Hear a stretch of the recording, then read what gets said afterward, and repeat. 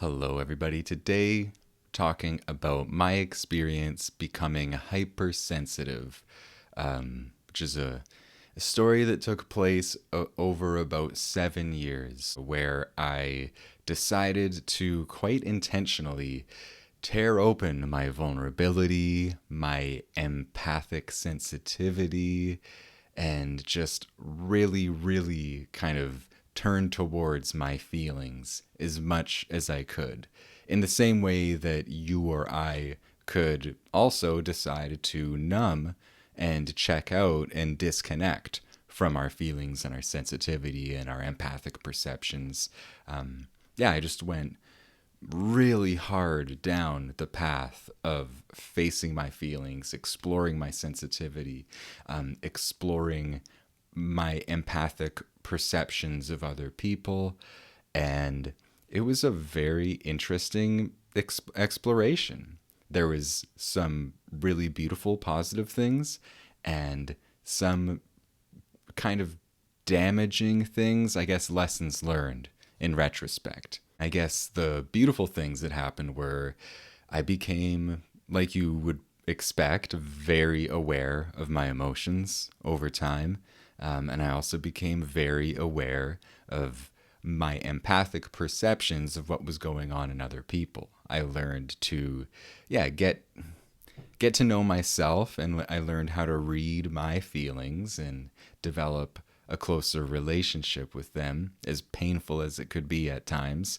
And I also became quite tuned in to what was going on around me with other people, which could also be kind of painful at times because we're all very complex and there's a lot of stuff going on in us.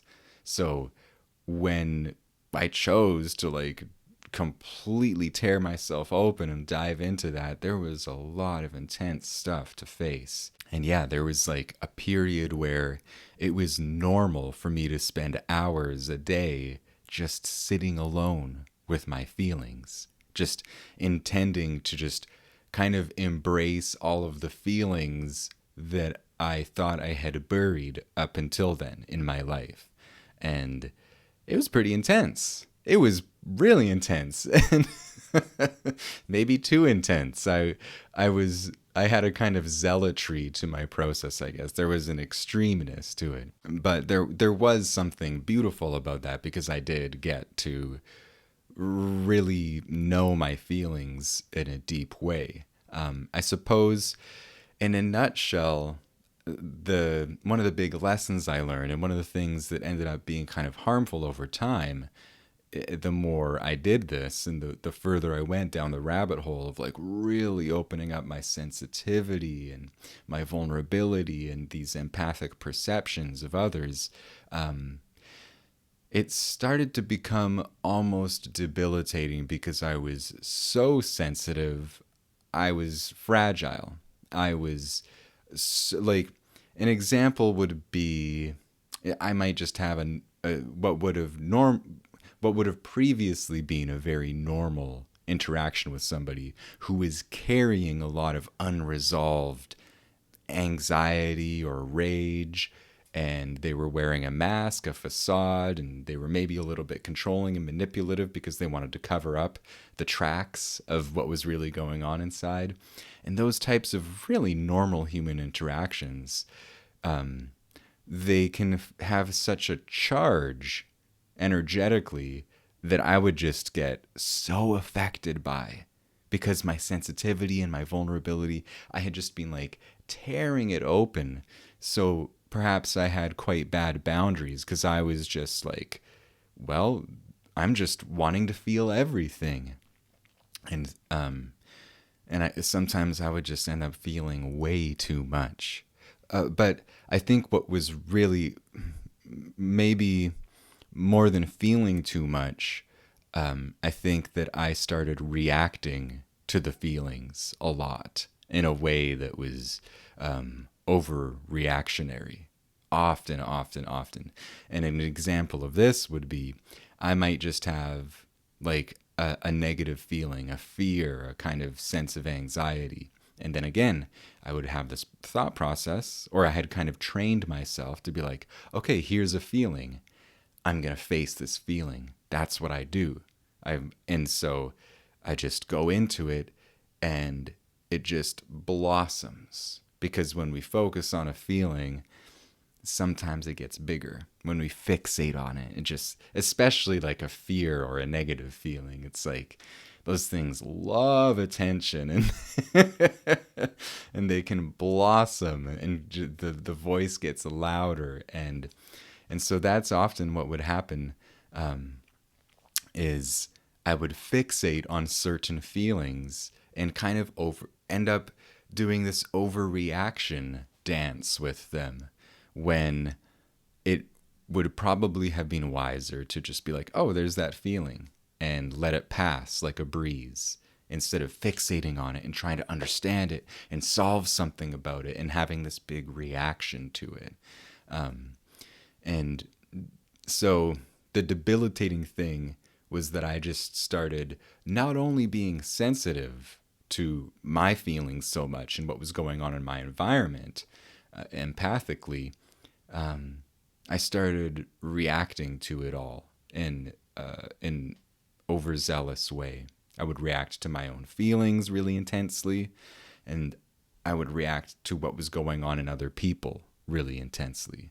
If they had a really strong energy that was kind of triggering, it would just be this explosion that could floor me. Sometimes for days, I would just be quite affected by just a passing interaction with somebody, where maybe they were a bit condescending, or there was something that went unsaid, but I could feel it so strong, and it just had this deep residual effect. And I guess I think earlier I used the word reckless to describe me opening up my vulnerability and my sensitivity. I guess if there was a reckless aspect to it, it might have just been that there was some wisdom that I hadn't yet gleaned about how much to fixate on certain feelings, and how much to tear open your sensitivity in certain environments. And I wouldn't say that I'm a master of it now either, but those years of really studying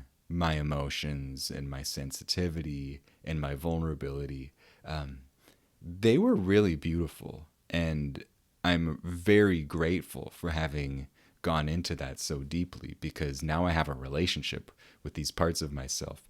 But for the past several years, I've kind of, if that was leaning into the direction of just like opening up the sensitivity gratuitously, I have, I guess, felt a natural pull back into what might be a kind of balance, the kind of stoicism that I embraced more when I was younger, of like containing my emotions. And that is something that I have realized can be very wonderful and and kind of necessary, because I became so hypersensitive that I was fragile and I was overreacting to everything, and my nervous system was getting worn down because I wasn't having proper boundaries, and I wasn't containing certain feelings and responses. And I was just letting myself be indulgent in the level of reactivity that I was having to things going on around me and inside of me.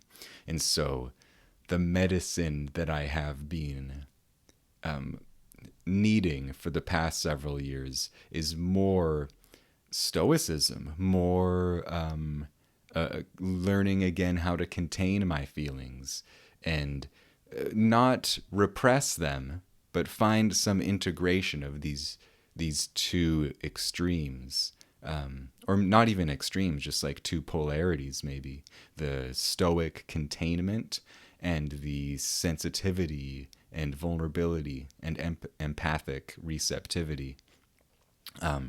Learning how to integrate those two things has been a really, really beautiful thing, because, well, containing certain feelings and developing, that ability to kind of like stay connected to my own grounded sense of self.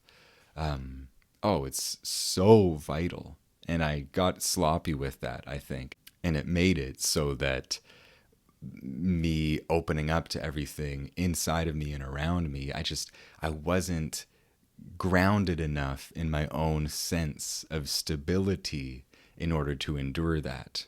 And I surrounded myself with people and things that didn't necessarily help me be grounded and calm. And now I have these daily rituals. I connect to nature pretty deeply every day for a good chunk of time.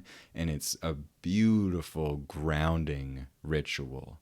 And yeah, I try to surround myself with people and things that help me maintain a certain sense of connection to something that's stable, grounded, and I still get thrown off. I still get sometimes just totally floored by certain things like grief and loss, and there's just things that happen in life that are, intense. But during that period of my life when I had like really opened up this hypersensitivity, kind of felt like everything was like a big deal. It felt like I was reacting in a crisis way to a lot of things that did not warrant that kind of reaction. And there's certain things that do, but it's really important in life. I think it's kind of a cliche, and for good reason. It's really important to be selective about the things you care about. And there are some very sacred things that are worth caring about very deeply in life. And everything else is like, you gotta hold it lightly.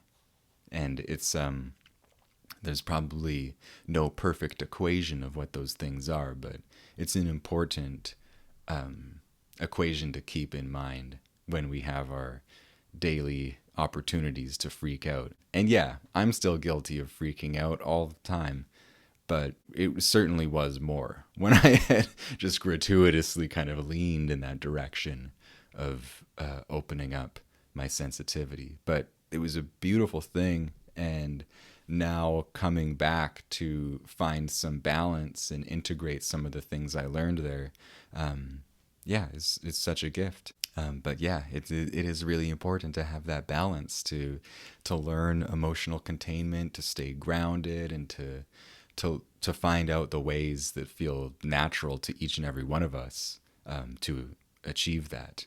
I know that I have a lot of help from a lot of different things. I have a giant forest that helps me every day. I have certain things that I eat, plants that I ingest, friends that I have, family, and probably a lot of things that I don't even understand. But it all helps. And being a sensitive, open person that faces their feelings is such a beautiful thing.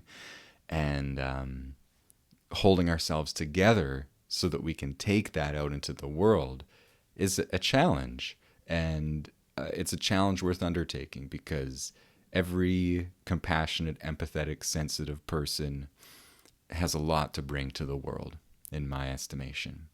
Anyhow, that's all I wanted to share today. If you enjoyed it, let me know. You can leave a comment, you can like this, you can subscribe to the channel if you haven't already. And if you're interested in checking out my books, I've got a book called How to Open the Heart that kind of chronicles some of the stuff I was talking about today. And I've got a new book called 10 Lessons in Love. Both of the books are autobiographical stories about love and loss and the juiciness of relationships and finding our personal power in the reality of daily life. If you're interested in checking them out, you will find links in the show notes or in the description below. And you can listen to samples of the audiobook narrated by me. You can read samples of the paperback or ebook. And yeah, give it a look if you're interested. Thank you, everybody, for joining me. And until next time, take care of yourselves.